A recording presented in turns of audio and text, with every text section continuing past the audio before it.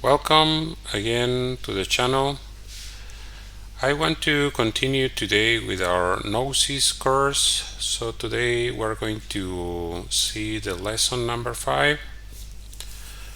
If you remember, in the last lesson we were talking about how to build our soul. So now we're going to talk about how to build our spirit, or more specifically how to build the bodies or the house, the temple where the spirit can live. So it's necessary to build a temple to be inhabited by the spirit. There is only one way to build a temple for our spirit, and that's what we are going to find about in this lesson. And we need to build the superior bodies, which are the vehicle to be used by the spirit.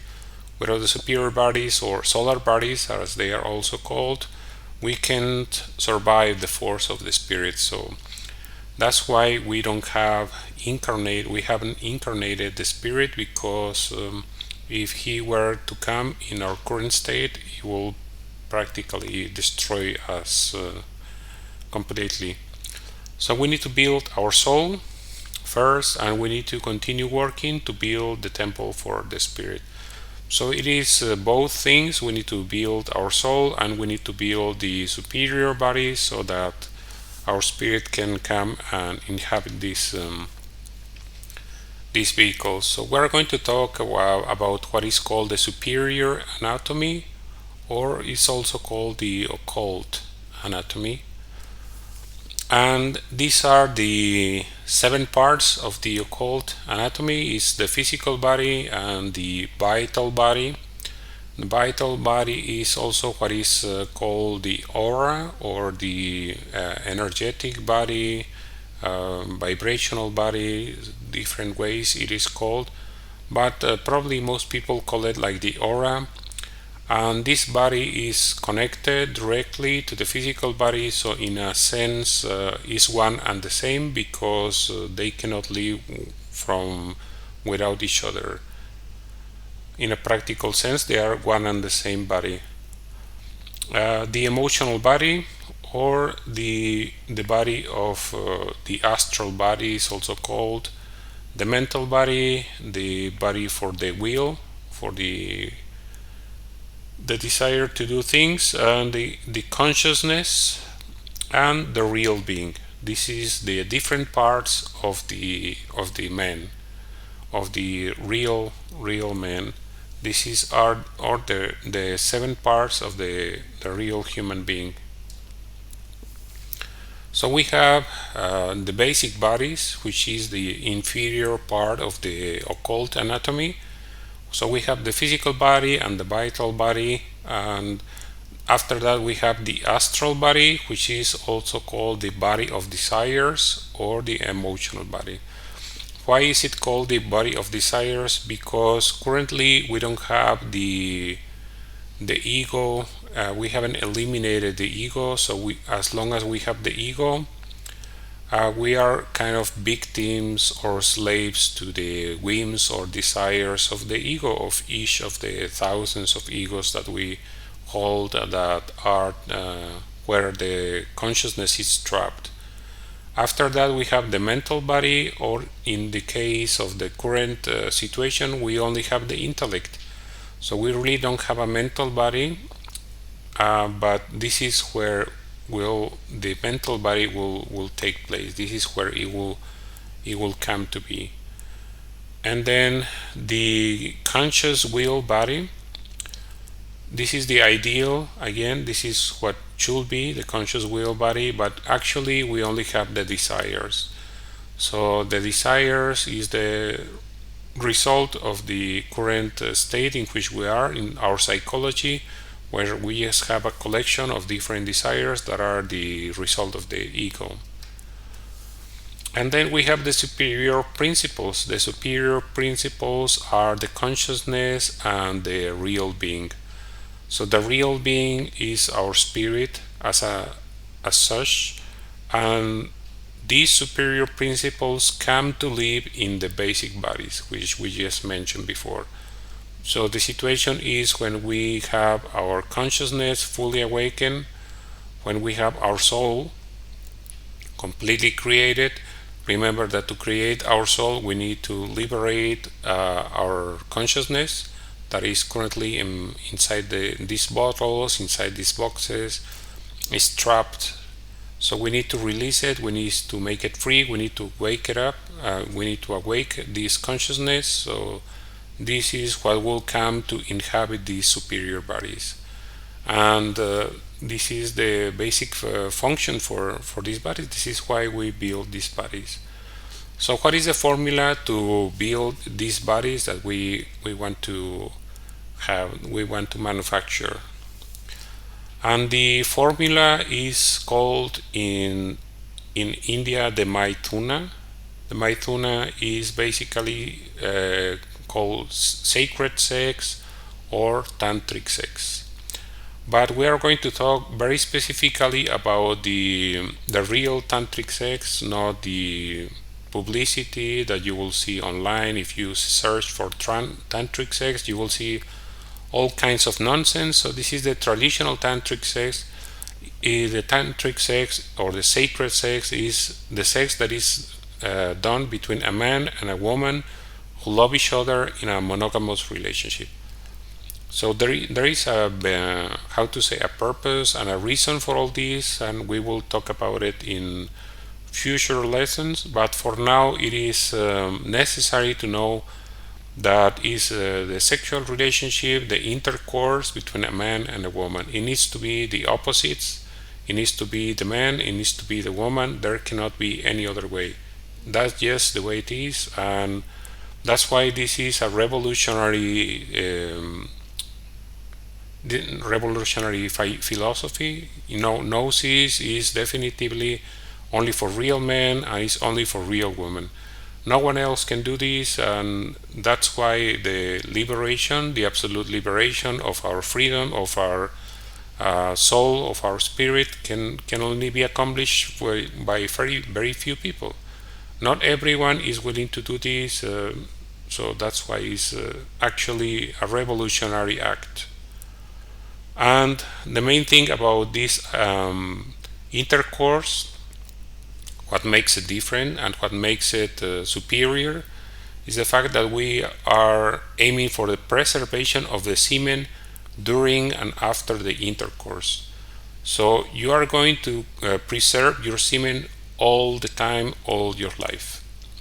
So this is very revolutionary and is definitively something that requires a big work, very interesting work, and this is why it's called the sacred sex.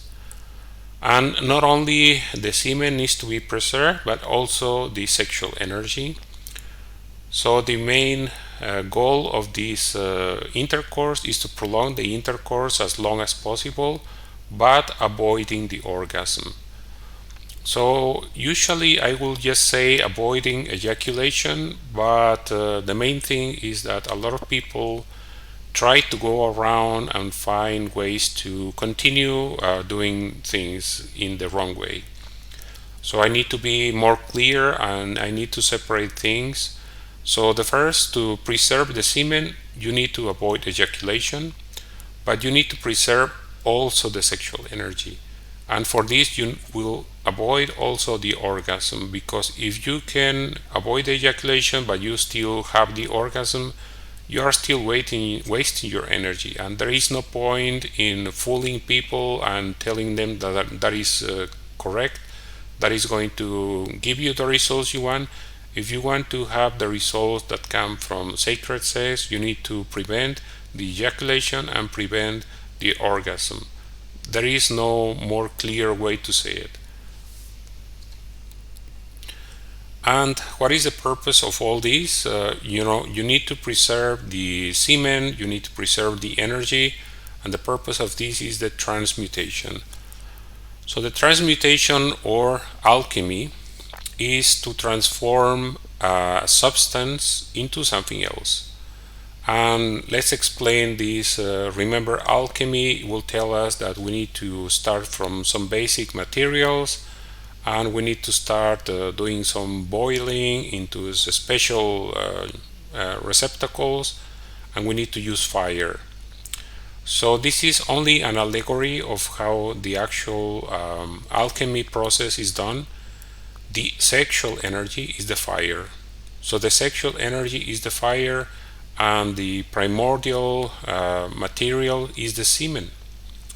So we need to use the semen with the energy we have, the sexual energy, and together we're going to continue with this formula that we just revealed, and we're going to start doing, let's say, this in a proper way. There needs to be an inner state to achieve transmutation of the semen and the sexual energy. So this prayer is an inner prayer, is an inner state. So we can achieve the transformation of the semen together with the sexual energy to create a different substance. And we're going to use some mantras. So the vocalization of secret sounds will help us to increase the energy production and the focus. Focus is very necessary and very important, because sexual energy is very powerful. So there is a big danger as long as we are performing the alchemy, as long as we are performing the maithuna, as long as we are performing the sacred sex, there is a big danger. So there is the danger of what? There is the danger of ejaculation, there is the danger of losing the energy. So it is a dangerous work, but the benefits are fabulous, it's amazing, it's magical really. And we are also going to use some visualization, and this visualization is going to help us to perform the transmutation. So what we are going to do? So we have the basic materials, which is the semen, and we have the energy or the fire, which is the sexual energy, and using mantras, prayer, and imagination, we are going to transform all these into the building blocks for the superior bodies. This is how we're going to build the superior bodies. We're going to transform the atoms of each of our bodies, and we're going to replace those atoms with atoms of a different kind, solar atoms. This is how it's called, or golden atoms.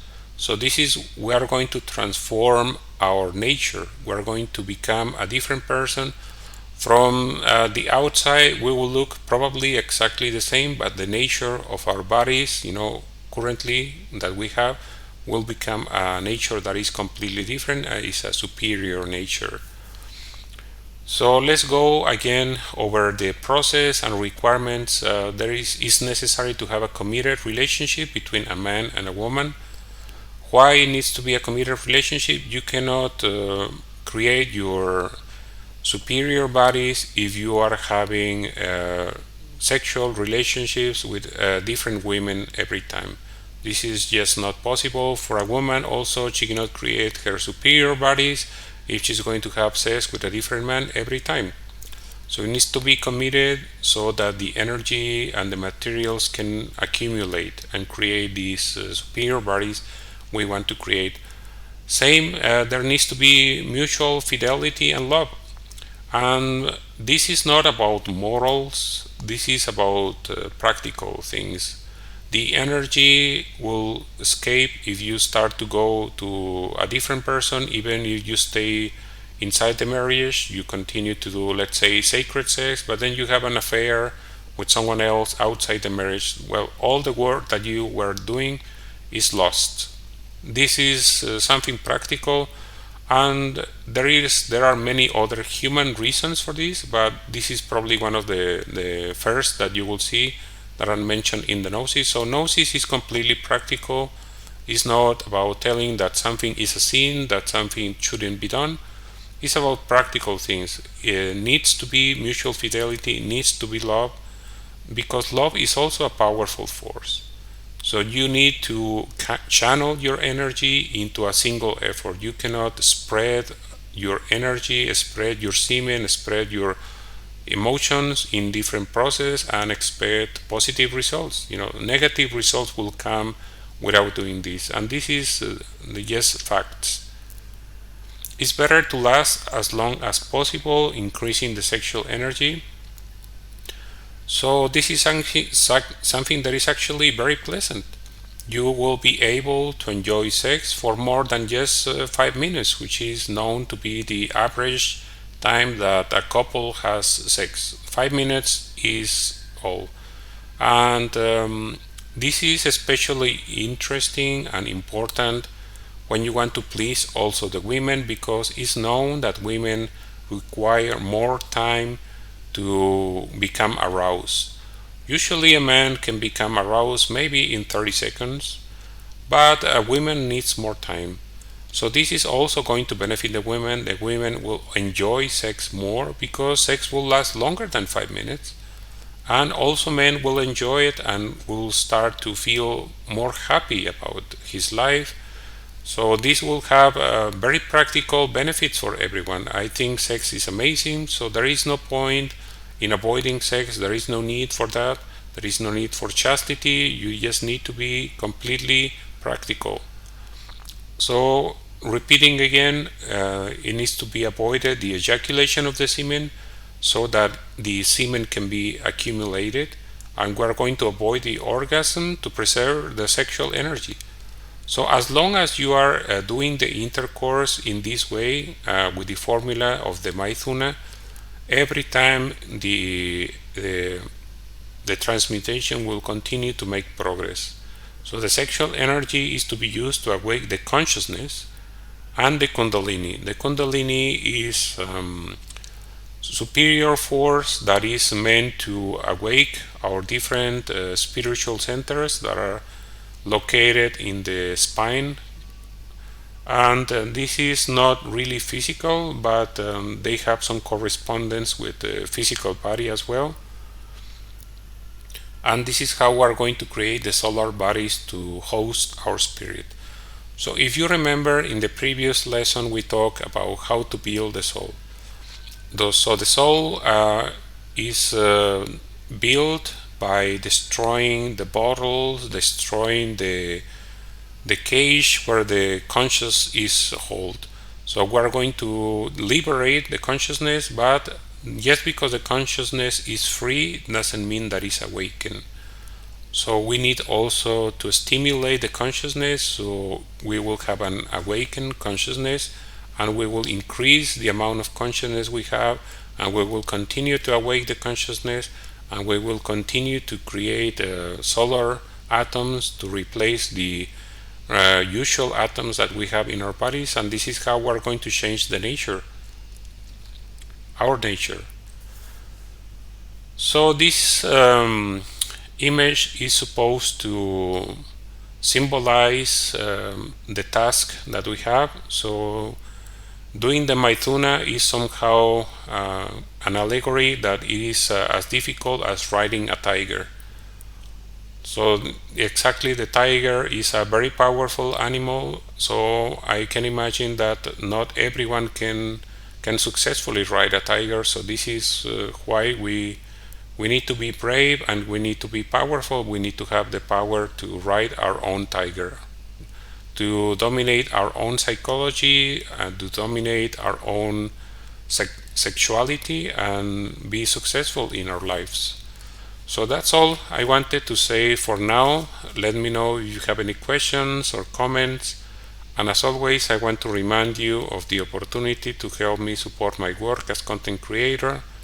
In every episode, in the description, I include information about different platforms you can use to support me with donations if you want to. You can also like, share this video in social media, and subscribe. I hope to see you again very soon. Thank you for watching.